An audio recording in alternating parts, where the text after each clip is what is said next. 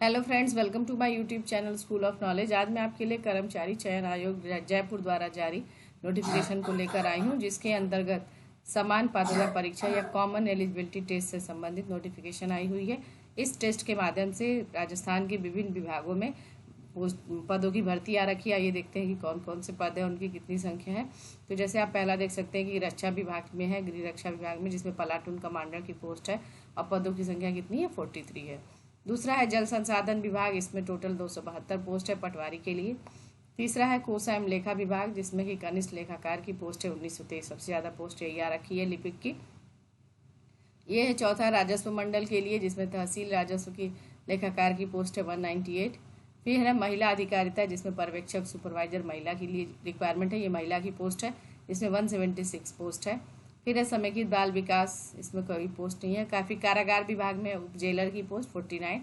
और लास्ट है सामाजिक न्याय एवं अधिकारिता में, इसमें कि छात्रावास अधीक्षक ग्रेड 2 की पोस्ट है, जिसमें कि 335 पदों की संख्या। इस तरह से टोटल आप देख सकते हैं कि 3000 से ऊपर के पद आ रखे हैं। आइए देखते हैं कि ये पद कहाँ से आ रखे हैं, इसलिए पोस्ट है। तो ये नोटिफिकेशन जारी हुई है, राजस्थान कर्मचारी चयन बोर्ड जयपुर द्वारा जारी की गई है, जिसके अंतर्गत जो है ये पद आए हुए हैं।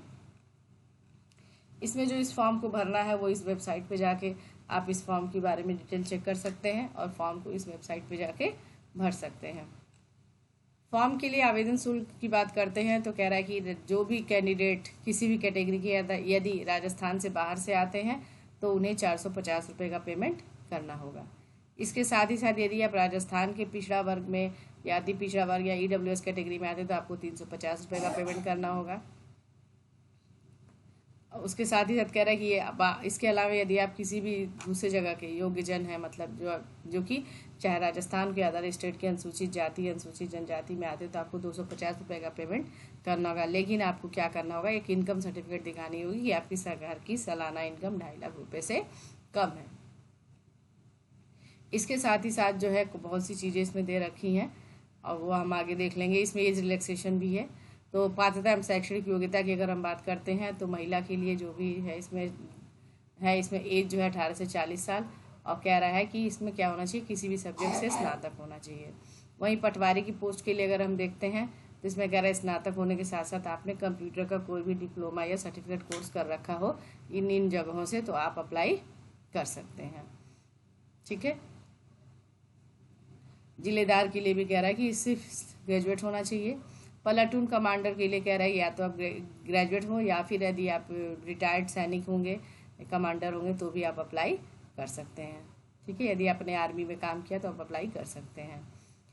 तहसील राजस्व के लिए, तहसीलदार के लिए जो है कह रहा है कि ग्रेजुएट हो या फिर आपने यहाँ से लागत एवं संकल्प लेखाकार संस्थान कोलकाता से इंटरमीडिएट की परीक्षा पास की हुई हो, या भारतीय सी अकाउंटेंट से नई दिल्ली से इंटरमीडिएट की परीक्षा उत्तीर्ण की हो, तो आप जो है लेखाकार के लिए अप्लाई कर सकते हैं। या फिर इसके अलावा जो है O लेवल का प्रमाण पत्र लिया हो इलेक्ट्रॉनिक विभाग के द्वारा, मतलब कई कैटेगरी में रखा हुआ है कि आप इसमें अप्लाई कर सकते हैं। ये कैंडिडेट्स कर सकते हैं। देखिए अब यहाँ पे इलेक्ट्रॉनिक्स भी आ गया, चार्टर्ड अकाउंटेंट्स इकोनॉमिक्स भी आ गया, फिर कह रहा है लॉ वाले भी कह रहे हैं, कंप्यूटर विज्ञान में आपने किया तो भी आप अप्लाई कर सकते हैं। ये जैसे डिप्लोमा डिग्री लिया है आपने तो आप अप्लाई कर सकते हैं। फिर कारागार जो उप जेलर के लिए, पर्यवेक्षक और छात्रावास अधीक्षक के लिए क्या होना चाहिए, सिर्फ स्नातक होना चाहिए और एज कितना 18 से 40 साल का एज होना चाहिए, जबकि ये अधीक्षक के लिए 21 से 40 साल की एज है। इसके साथ ही साथ कह रहा है कि जो भी 2 साल की वृद्धि की गई है एज में, तो आप अपने इस हिसाब से चेक कर लीजिएगा।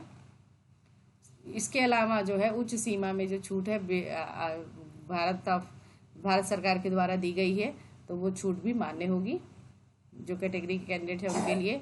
जो आवेदन करने की तिथि है वो 22 सितंबर है, जो कि 21 अक्टूबर तक आप अप्लाई कर सकते हैं। तो ये इन्होंने दे रखा है। परीक्षा का आयोजन जो है 6 जनवरी से लेकर 9 जनवरी के बीच में किया जाएगा, मतलब कई पार्ट में एग्जामिनेशन होना है। ठीक है।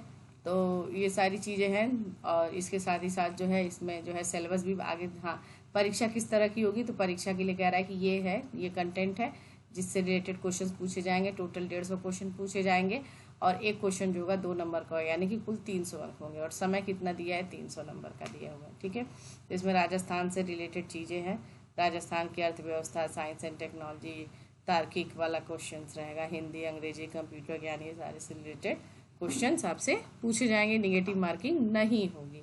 ठीक है, इसके बाद आगे सारा सिलेबस दे रखा है, आगे में नीचे डिटेल सिलेबस है। आइए अब इसकी मेन वेबसाइट पे चलते हैं। तो राजस्थान की मेन वेबसाइट है ये, Rajasthan staff selection board Jaipur की। यहाँ से आने के बाद आप जो है इस पर क्लिक करिए, ये आपका यहाँ पे जनरल इंस्ट्रक्शन, एक मिनट,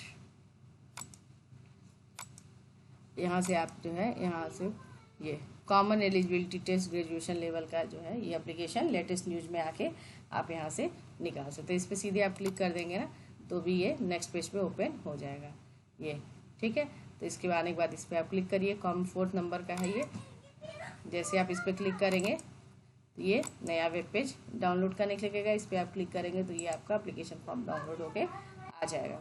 उसके बाद हमें अब फॉर्म भरना है। फॉर्म भरने के लिए हमने क्या किया है, SSO वाली जो वेबसाइट थी इनकी, ये वाली sso.rajasthan.gov.in पे क्लिक किया है।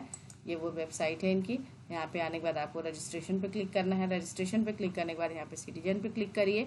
उसके बाद जो है यदि आप राजस्थान के हैं रहने वाले तो आप इस पर जन आधार के माध्यम से आगे जाएंगे, और यदि नहीं आप अदर स्टेट से आते हैं, राजस्थान की एम्प्लॉय नहीं है, तो आप यहाँ गूगल पे क्लिक करके आप लॉगिन करके अपना रजिस्ट्रेशन करा लेंगे।